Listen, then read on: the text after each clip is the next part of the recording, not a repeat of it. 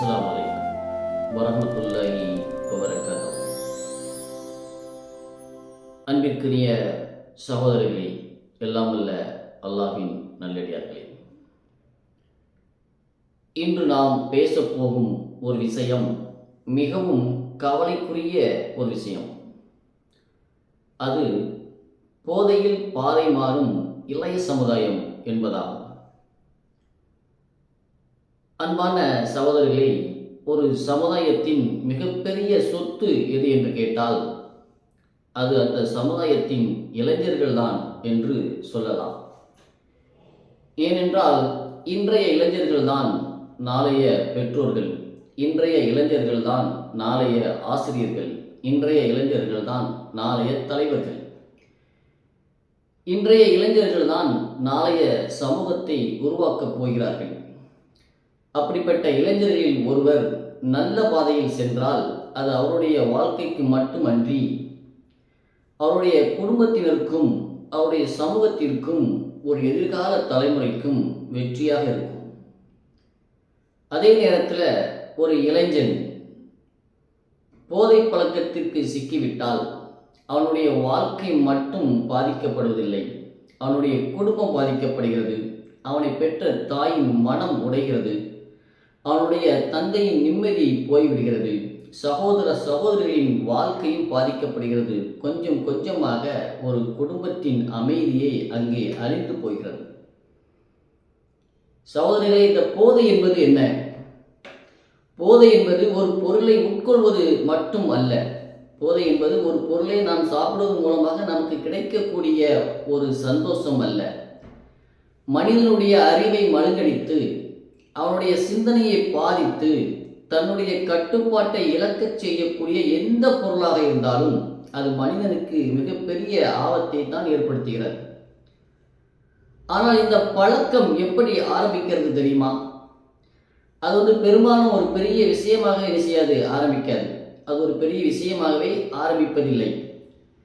அது எப்படி ஆரம்பிக்கிறது என்று சொன்னால், ஒரு பழக்கம் புதிதாக ஆரம்பிக்கும் போது ஒரு முறை முயற்சி செய்து பார்ப்போம் என்று ஆரம்பிக்கிறது.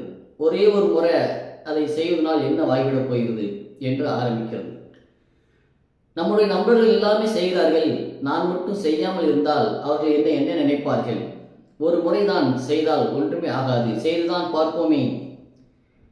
நாம் என்ன செய்யலாம்? இன்னைக்கு செய்வோம், நமக்கு பிடிக்கலனா நாம் என்ன செய்யலாம்? எப்போ வேண்டுமானாலும் இந்த பழக்கத்தை நிறுத்தி விடலாம் என்று மனதிற்குள் ஒரு எண்ணத்தை ஏற்படுத்துகிறது, ஒரு எண்ணம் வருகிறது.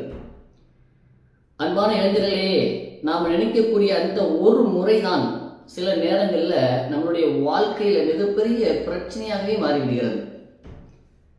அந்த ஒரு முறை இரண்டாவது முறையாக மாறுகிறது, இரண்டாவது முறை பழக்கமாகிறது, அந்த பழக்கம் அடிமைத்தனமாகிறது.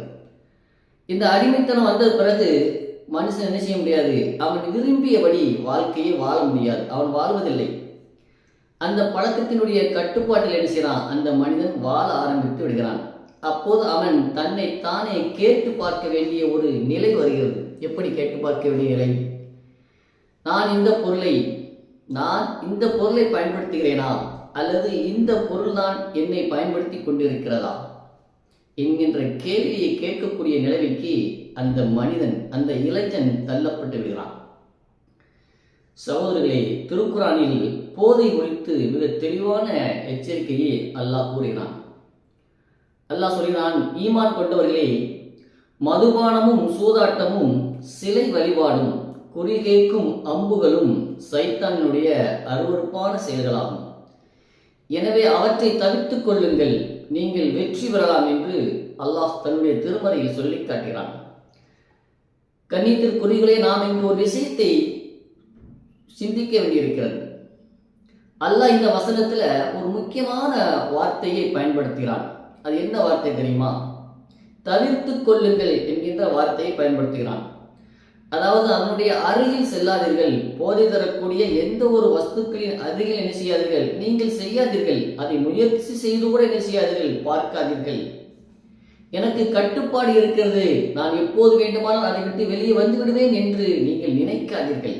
ஏனென்றால் சைத்தான் மனிதனுடைய பலவீனத்தை நன்றாக அறிந்து வைத்திருக்கின்றான்.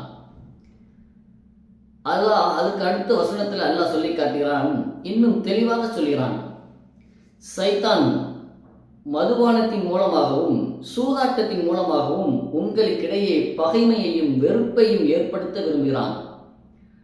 அல்லாஹ்வை நினைவு கூறுவதிலிருந்தும் தொழுகையிலிருந்தும் உங்களை தடுக்க விரும்புகிறான் என்று அல்லாஹ் தன்னுடைய திருமறையில மீண்டும் சைத்தானுடைய சூழ்ச்சியை பற்றி நமக்கு அழகாக தெளிவாக விவரிக்கின்றான்.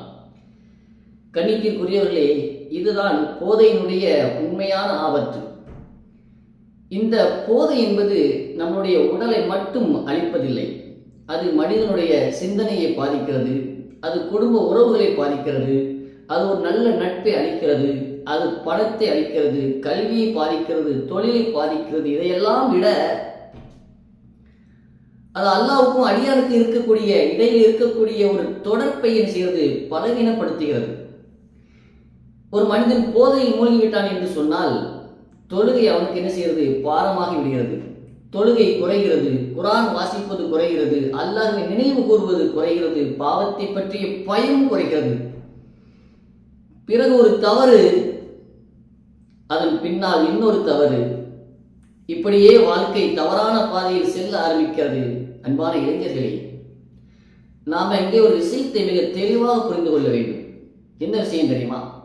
சைத்தான் ஒருபோதும் உங்கள்கிட்ட வந்து உன்னுடைய வாழ்க்கையை முழுசா அழிச்சிரு, உன்னுடைய வாழ்க்கையை முழுவதுமாக அழித்துக்கொள் என்று என்ன செய்ய மாட்டான், நம்மகிட்ட சொல்ல மாட்டான். அவன் அப்படித்தான் செயல்படுவான். எப்படி செயல்படுவான் தெரியுமா? ஒரே ஒரு முறை வட்டி செஞ்சு பாரு. யாருக்காக செய்யற? உன்னுடைய நண்பர்களுக்காக செய்யற. நீ செய்வது யாருக்காவது தெரிய போதா? யாருக்குமே தெரியாது. நீ என்ன செய்யலாம்? இன்னைக்கு செய்தி உனக்கு சரியா வரலையா, நீ எப்போது வேண்டுமானால் என்ன செய்யலாம், அந்த பழக்கத்தை நிறுத்தி விடலாம் என்று சொல்லி என்ன செய்வாங்கன்னா ஒரு சிறிய வாசலை திறந்து வைப்பான். ஆனா அந்த வாசலுக்குள்ள நாம போயிட்டோம் அப்படின்னா அதிலிருந்து வெளியே வர்றது மிகவும் கடினமாக மாறிவிடும். ஆனா அந்த அறிவுள்ள மனிதர்கள் என்ன செய்வாங்க தெரியுமா? சிந்திக்க திறன் கொண்ட மனிதர்கள் என்ன செய்வாங்க தெரியுமா? அல்லாஹ்வின் நினைவிலே வாழக்கூடிய மனிதர்கள் என்ன செய்வார்கள் தெரியுமா?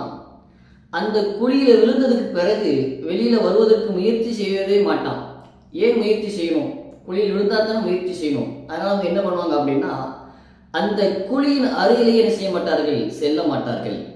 அறிவுள்ள மனிதர்கள் அந்த குழியின் அருகில் கூட நெருங்க மாட்டார்கள். ஒரு குழியில விழுந்துட்டோம்னா அப்படின்னா தான் அதை விட்டு வெளியே வருவதற்கு நாம முயற்சி செய்யணும். ஆனா அந்த குழிக்கு அருகில் நம்ம போகலன்னா நம்ம அதை விழ வேண்டிய அவசியமே இல்லை. அப்புறம் எதுக்கு நாம அதை விட்டு வெளியே வருவதற்கு முயற்சி செய்ய வேண்டும்? இதைத்தான் இஸ்லாம் நமக்கு அழகாக கற்றுக் கொடுக்கக்கூடிய ஒரு பாதுகாப்பான வழியாக இருக்கிறது.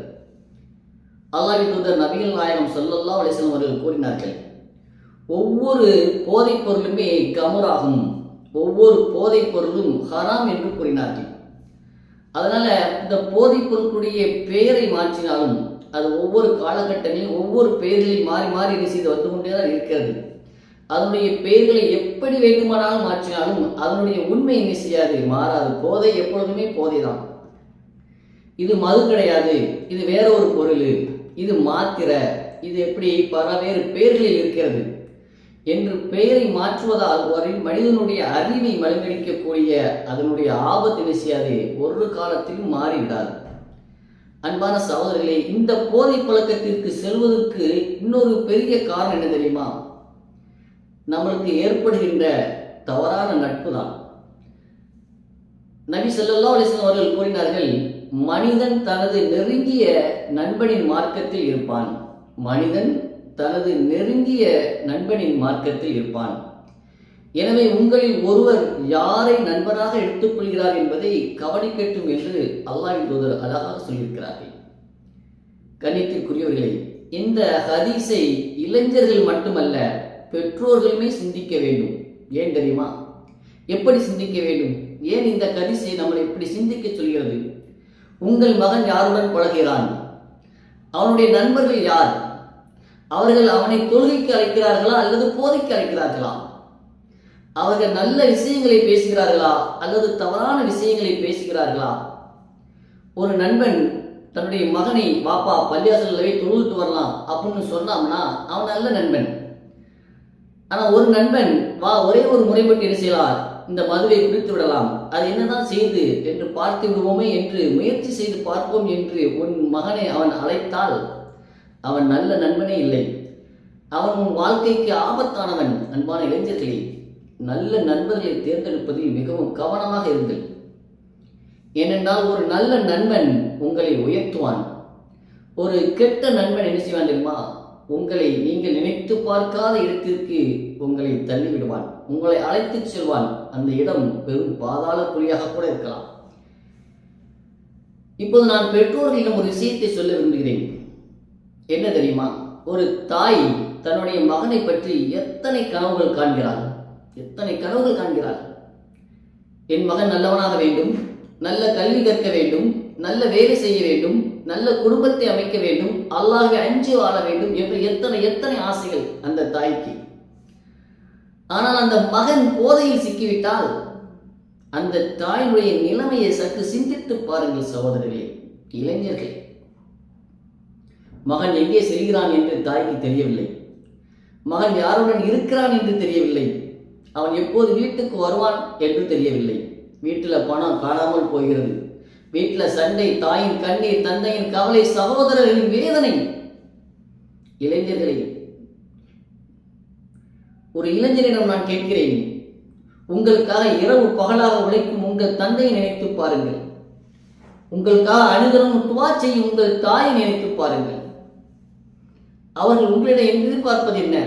அவர்கள் உங்களிடத்தில் என்னத்தை எதிர்பார்க்கிறார்கள்? நீங்கள் பெரிய பணக்காரனாக வேண்டும் என்பதையா? நீங்கள் பெரிய பதவியில் இருக்க வேண்டும் என்பதையா? அதை விட அவர்கள் முதலில் விரும்புவது என்ன தெரியுமா? என் மகன் நல்லவனாக இருக்க வேண்டும், என் மகன் நல்லவனாக இருக்க வேண்டும் என்பதைத்தான் அந்த தாய் விரும்புகிறாள். அந்த தாயின் கண்ணீரை ஒரு சில போதைகளுக்காக நீங்கள் நினைச்சார்கள், வாங்கிவிடாதீர்கள். கண்ணியத்திற்குரிய இளைஞர்களே, அல்லாஹ் உங்களுக்கு கொடுத்துள்ள இந்த இளமை மிகப்பெரிய அருட்கொடை என்பது உங்களுக்கு தெரியாதா?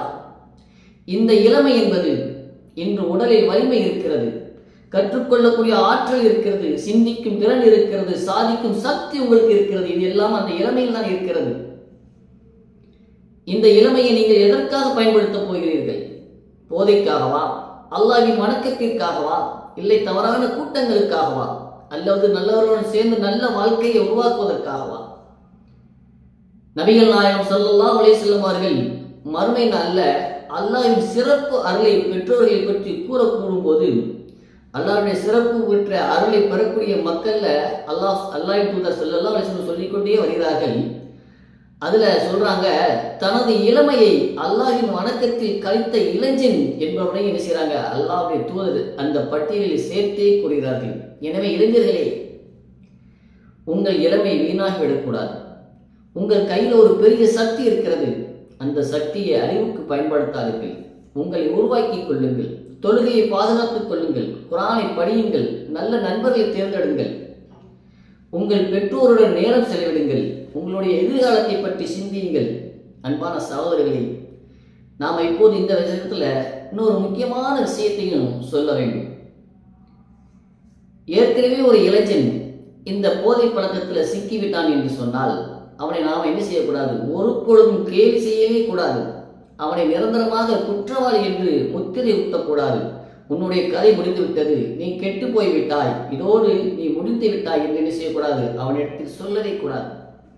ஏனென்றால் அல்லாஹ்வின் கதவு திறந்திருக்கிறது. அல்லாஹ் தன் திருமறையில் சொல்லி காட்டுகிறான், அல்லாஹ்வின் அருளில் நம்பிக்கை இழக்காதீர்கள், நிச்சயமாக அல்லாஹ் எல்லா பாவங்களையும் மன்னிக்கிறான் என்று அல்லாஹ் வாக்குறுதி இருக்கிறான்.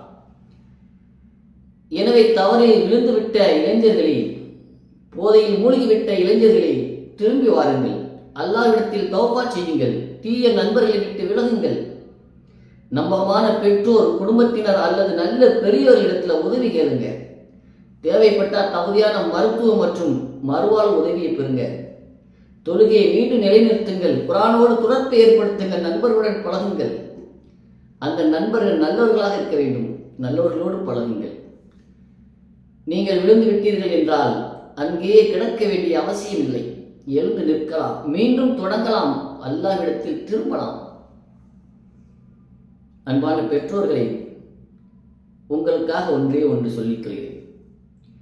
இளைஞர்களை குறை கூறுவது மட்டும் தீர்வல்ல.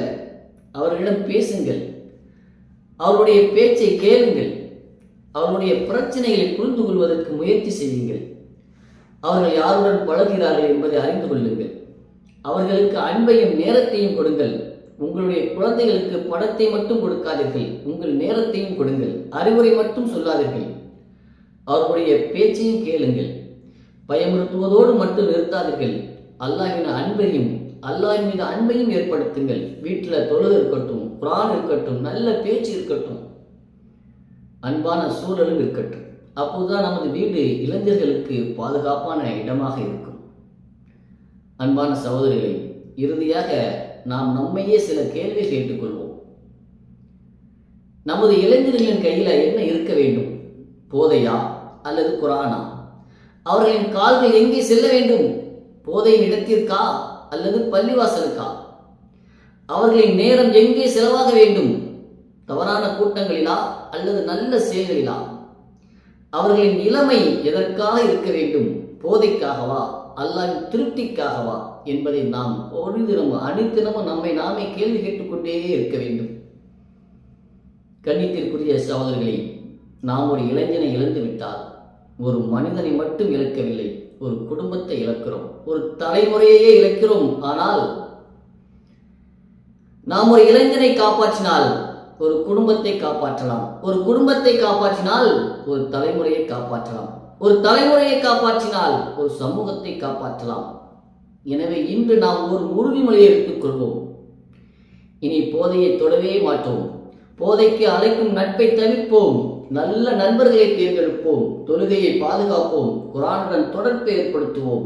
பெற்றோர்களை மதிப்போம்.